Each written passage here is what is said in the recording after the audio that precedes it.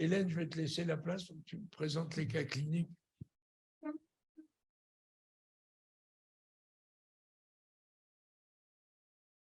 Je vais sur Docteur Viral. celui-là.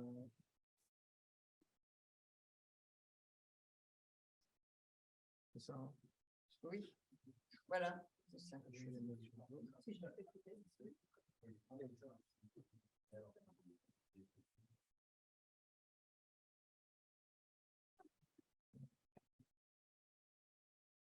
Le premier cas est donc le cas d'un patient âgé de 64 ans qui est venu nous voir par Internet directement et qui vient nous voir des DOM-TOM puisqu'il vient de Guyane.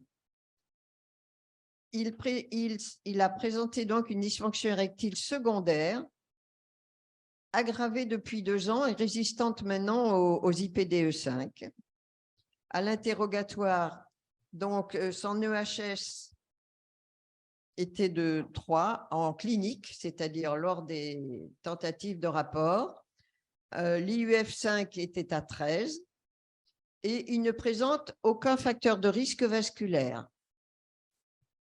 En 1991, il avait eu un accident de la voie publique avec coma, mais bon, je n'ai pas eu beaucoup d'autres renseignements sur cet accident. Et il a eu en 2021 une arythmie, une ACFA avec cryoablation à ce moment-là. À noter, ce qui est important, c'est que sa partenaire a 46 ans. La mesure de l'indice PNORT a montré un PNORT à 1,37, donc à la limite inférieure de la normalité. Il n'a pas donc une dysfonction endothéliale catastrophique du tout. Lors de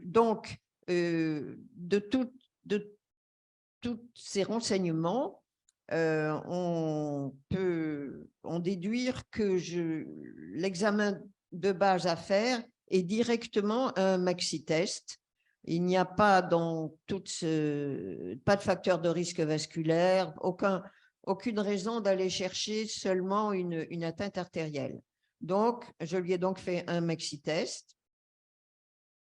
Le maxi-test a montré qu'il n'y avait effectivement aucune atteinte artérielle et il avait donc un score veineux extrêmement important avec à la fois une vitesse télédiastolique à 10 minutes importante, une fuite à la fois par la veine dorsale profonde et par une veine superficielle droite. Le maximum de l'EHS obtenu lors du maxi-test était de 3. Mais à noter quand même chez ce patient une testostérone biodisponible qui avait déjà été testée et qui était à 0,54 nanogrammes par millilitre. Donc, chez ce patient, on a commencé par corriger son insuffisance hormonale et on lui a donné comme traitement d'épreuve au départ un traitement à la fois par androtardil et par IPDE5 qui n'ont pas montré d'amélioration suffisante. Et donc, nous lui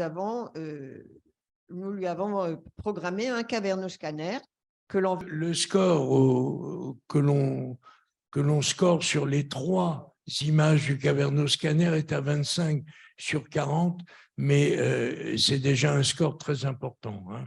On considère que quand on a 10 et moins, il n'y a pas d'indication opératoire réelle. Et entre 10 et 15, c'est une fuite moyenne. Et entre 15 et 25, c'est déjà une fuite sérieuse. Il faut attendre que ça vienne. Ça vient de Montréal, c'est un peu long. Oui, suivant, oui. Et il y a de l'orage aujourd'hui.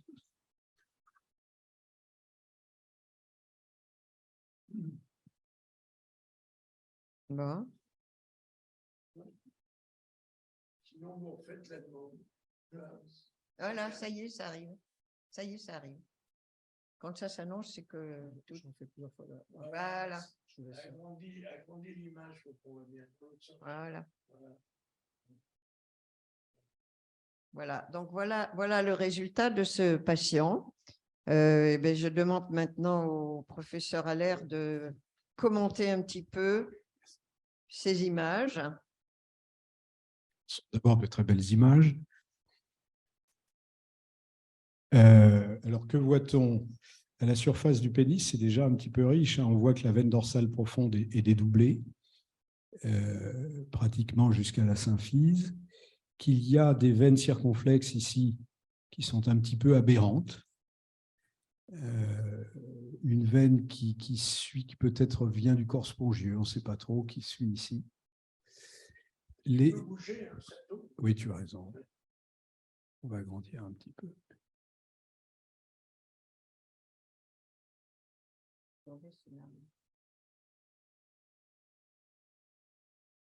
Il y a une espèce de dystrophie ici qui est pas négligeable. Une classification partielle du corps. On dirait, hein. Ouais. Ouais. Ouais. Et ça, on ne sait toujours pas ce que ça signifie vraiment.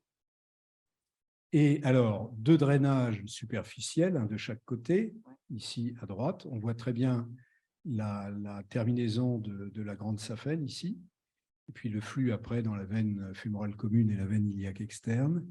Et de l'autre côté, on voit l'abouchement, alors, soit dans la crosse de saphène, mais j'en suis pas certain, il faudra regarder sur les coupes.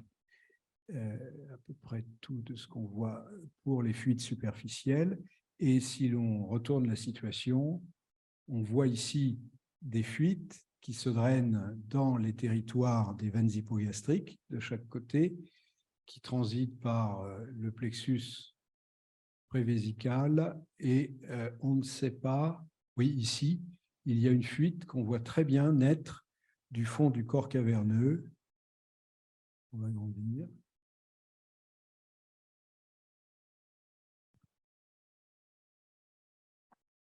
Ici, on voit très bien. Donc ça, c'est le gauche. Et à droite, c'est moins sûr. Ouais. Mais c'est possible. On ne va pas le faire là, mais on le verra sur les coupes natives. Il n'est pas exclu, même qu'ici, il y est quand même. Mais bon, on ne peut pas dire. Là, il y a trop de superposition.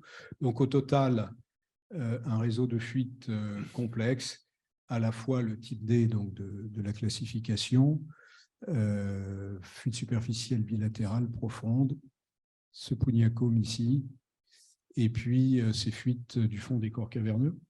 Voilà. On est d'accord? Voilà. Donc, qu'est-ce que tu en penses? On va pouvoir te le confier. Oui. Alors, je pose la question, puisque j'ai vu le patient avant qu'il reparte en Guyane. Et la question, la suivante était qu'au-delà de 60 ans, moi, je leur mets entre les mains la décision. Vous voulez, on peut corriger cette fuite veineuse, mais qui est importante, et on ne peut pas vous garantir à 100% qu'on va la supprimer totalement. Ou deuxièmement, vu votre âge et disons la vingtaine d'années, allez, puisque si j'additionne le sien et que j'ajoute 20, j'en arrive au mien, on peut encore avoir une activité sexuelle et pourquoi pas un implant. Voilà. On leur offre toujours la possibilité des deux, sachant qu'on ne va pas raisonner de la même façon s'il avait 45 ans. Voilà. Voilà. Donc, la première question qu'il a posée, c'était j'aimerais mieux, pas la question-réponse, c'est que j'aimerais mieux qu'on puisse considérer l'implant une fois que la chirurgie vasculaire aura éventuellement pas donné le résultat totalement escompté, sachant qu'il n'est pas fanat de faire des injections intracaverneuses. Alors, sur la technique, là, typiquement, c'est le type de patient pour lequel d'emblée on met des coils dans le système veineux profond. Bon. Donc, tu penses qu'il y a une bonne chance d'avoir une bonne amélioration, y compris avec le soutien, bien sûr, d'un traitement médical et de l'androgénothérapie qu'il a déjà, et il a déjà été amélioré par rapport à avant. Donc, c'est logique d'aller vers ça. Si les garçons qui regardent en visio ont des commentaires à faire ou des questions, on les attend. Pas de questions? Christophe? Non? Oui? Le micro. Là, la chirurgie, Eric, ça va être les deux fuites superficielles, le fond caverneux embolisé et la veine dorsale profonde. Oui. Et au fond, donc l'embolisation maintenant par des coils, dès qu'il existe une fuite qui naît du fond des corps caverneux en plus du drainage de la veine dorsale profonde. Très bien. Ben on va donc on va lui dire sur le plan pratique, on va dire à Marjorie que tu l'appelles. On lui a déjà fait une attestation pour sa caisse régionale et puis il se met en rapport avec toi. À l'idéal, il voudrait le faire puisqu'il est dans l'éducation nationale. Je crois qu'il dirige un des grands établissements en Guyane, le faire pendant les vacances scolaires. Oui, mais c'est prévu comme. Voilà, absolument. Oui, mais voilà. Très bien. Voilà, on retourne.